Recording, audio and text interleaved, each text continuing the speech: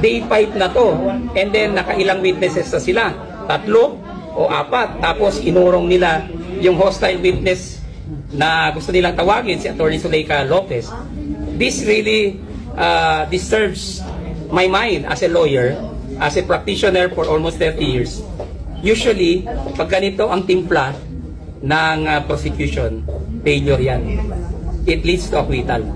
Kasi umpisa pa lang mali-mali na eh. And these witnesses are major witnesses. Kalilong, si Lotop, hindi yan sila biro-biro ha.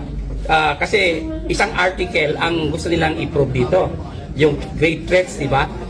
Doon pa lang pagpak na sila. They are saying that yung kanilang article on grave threats, yun ang major nila. Major article of impeachment. Pero pumalpak, kung sa major, baksak, what will happen to the other articles? Wala nang halaga. And that will lead to acquittal because they blundered, they bungled it. Sila ang nag-present, pero ang witnesses nila, wala palang alam talaga at saka hindi talaga smoking gun.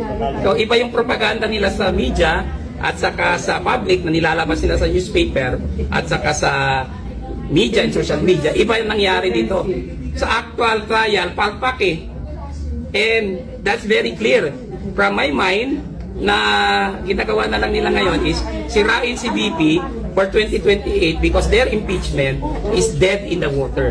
It's really a waste of taxpayers' money. Waste of our money. Pero natin ito, taxpayers tayo. Kung wala talaga napapatunayan at pumalpak, stop it. Hindi naman nila ma-cure yan eh. That will lead to acquittal. At saka, wala silang 16 votes. That's the reality of it. Bakit paggagastos ng gagastos ng taxpayers' money kung pwede naman nila i-stop that?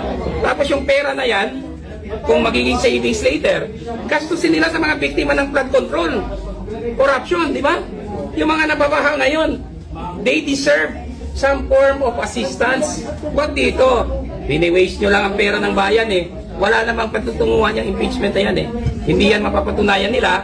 And that's very clear from the performance, the abysmal, I will use the term abysmal, performance of their witnesses. That's the lowest performance. Mababang mababa at saka hindi na ako nasusurpresa eh. Kasi klaro naman, sa umpisa pa lang, palpak na eh. Sa opening statement pa lang ni Congressman Luis, palpak na siya, talo na siya kay Attorney Sison eh. We can pressure the Senate. We are the body politic. Tayo naman ang Filipino people. I-pressure natin sila. Tigilan nyo na yan. Kasi wala naman kayo mapapatunayan. Sinasayang nyo lang ang pondo ninyo na dapat sana magamit pa sa ibang mga mas makabuluhang bagay. Katulad ng investigation sa flood control. Yan. Game ako dyan kung gagastos sila. Kasi ilang billion ang nawala? Almost a trillion or more than a trillion pesos. Yan, that's worth spending. Pero dito sa impeachment, magkano? Few hundred million of confidential funds na ginastos naman talaga sa intelligence operations, hinahabol mo and then gagastos ka ng billion. Where is the logic there? Di ba? Dapat magtipid tayo. We are in a crisis eh.